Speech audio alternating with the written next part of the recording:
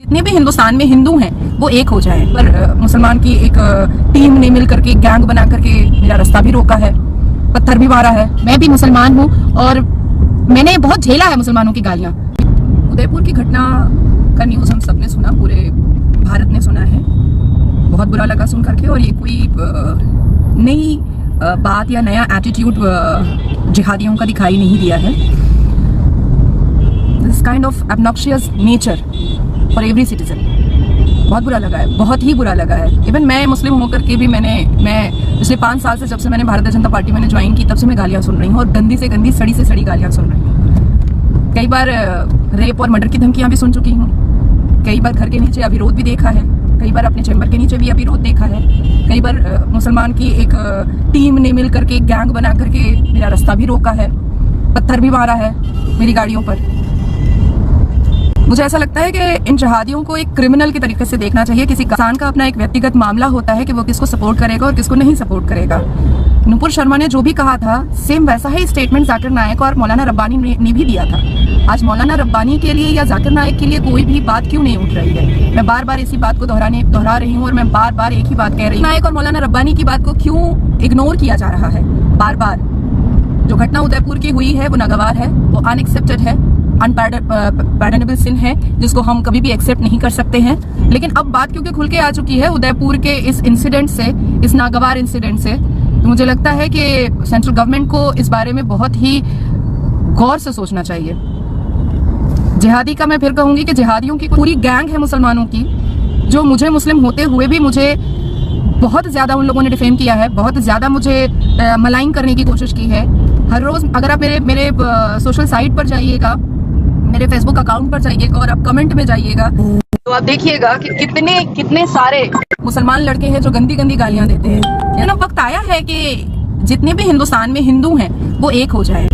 जितने भी हिंदुस्तान में जो हिंदू धर्म एक दूसरे से अलग है, कहीं ना कहीं वो ये सोचते हैं कि कोई ब्राह्मण है तो कोई चमार है, कोई एससी है, कोई एसटी है, कोई ओबीसी है, ये इसमें ना जाके, कोई दलित है, कोई तेली है, इसमें ना जा करके आप एक आवाज में खड़े होइए, आप एक आवाज में कहे कि हम सब हिंदू हैं। और आज माइनॉरिटी में मुस्लिम होकर के इतनी आसानी से गला काट दे रहा है ये कहने पर कि वो किसी एक महिला को सपोर्ट कर रहा है। भाई कोई किसी को कभी भी सपोर्ट कर सकता है, इसमें कोई किसी को ऑब्जेक्शन नहीं कर सकता है। कानून ने बहुत सारे तरीके बताए हैं कि अगर कोई आपको, आपके कास्ट या क्रीड को कोई अगर डिफेम करता है या आपको वो बात पसंद नहीं आ रही है, तो आप कानून का दरवाजा खटखटाइए। ये पब्लिक प्रॉपर्टी को तोड़ना, ये घिराव करना, ये मिचल मीटिंग निकालना, ये ट्रेन चला देना, ये सारी चीजें तो ना ही रिलीजियस बुक ने सिखाया है, और ना ही संविधान की किताब ने सिखाया है, ना ही कानून ने सिखाया है, और ना ही माँ बाप ने सिखाया है, और जिस स्कूल से पढ़कर आ रहे हैं उस स्कूल के टीचर ने सिखाया है। तो ये कौन सी चीज है? ये किसने सिखाया आप लोगों को? तो ये कहाँ से आते हैं ये लोग?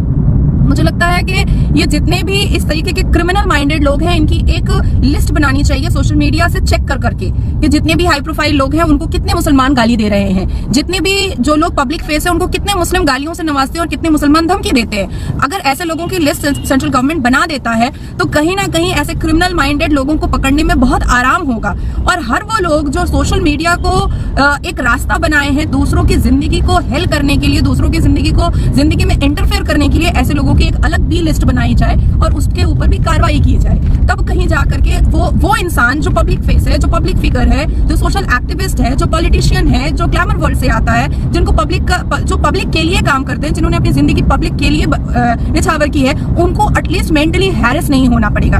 आज हम लोग अगर किसी को डोनेट भी करते हैं, कुछ डोनेशन भी देते हैं, तो 10 लोग गालियों में लिख करके देते हैं कि इसके हाथ का मतलब ये बीजेपी से है। भाई साहब, जो ले रहा है वो बेचारा भूखा मर रहा है, मैं नहीं देती हूँ, तुम दे दो जाकर के, पर ये तो होगा नहीं। लेकिन बहुत सारी इस्लामिक चीजें ऐसे सिखाता है जैसे लगता है हमने तो कुरान पढ़ा नहीं है। तो डेफिनेटली मैं इस बात से डिसएग्री नहीं करूंगी। मैं मानूंगी कि हमारी मुस्लिम कम्युनिटी में जो मर्दों की मेंटालिटी है, और जो कुछ मर्द अपने आप को समाज का ठेका बना करके रखे हुए हैं, ठेकेदार बन के रखे हुए हैं, कुछ मुस्लिम मर्द अपने आप को सोचते हैं कि सिर्फ इस्लाम वही समझते हैं, इसके अलावा कोई नहीं समझता है।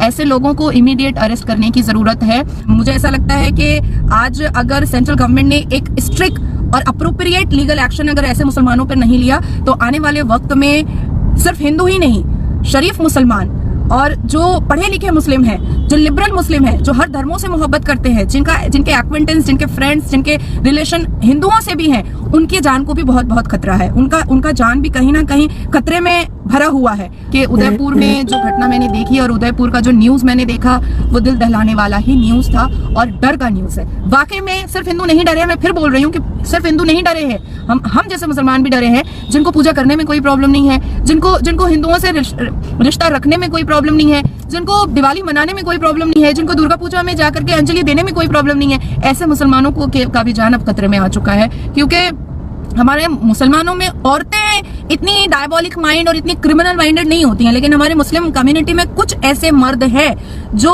दाढ़ी टोपी में ये खुद को समझते हैं कि वो समाज के बहुत बड़े ठेकेदार हैं और उनकी बदौलत ही इस्लाम बचा हुआ है।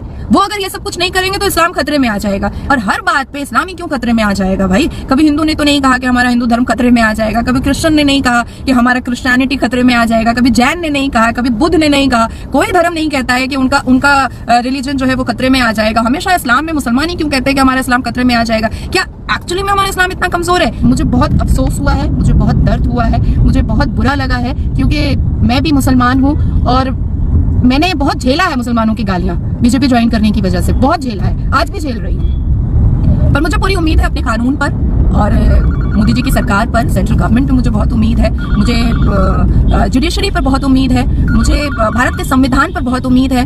मैं बहुत बिलीव करती हूँ जुडिशरी सिस्टम पर और मैं आप लोग तमाम लोगों से कहूंगी कि इस बात पर कोई भी रिएक्शन ना दे करके, क्योंकि देखिए मुसलमानों में जब मर्द अपनी बीवी को नहीं इज्जत दे पाता है, अपनी बीवी को 3 तलाक दे करके बाहर निकाल देता है घर से, अपने बच्चों को जिंदा रहते हुए भी अनाथ कर देता है, तो ऐसे मुसलमान मर्द से आप कैसे सोच लेते हैं कि वो दूसरे धर्मों की औरतों को या दूसरे धर्म को बहुत रिस्पेक्ट दे पाएंगे जो अपने धर्म की औरत को रिस्पेक्ट नहीं दे पाते हैं? तो मुझे लगता है कि पेशेंस बहुत बड़ी चीज है और कानून पर पूरा भरोसा करना चाहिए, पूरा का पूरा भरोसा कानून पे करना चाहिए।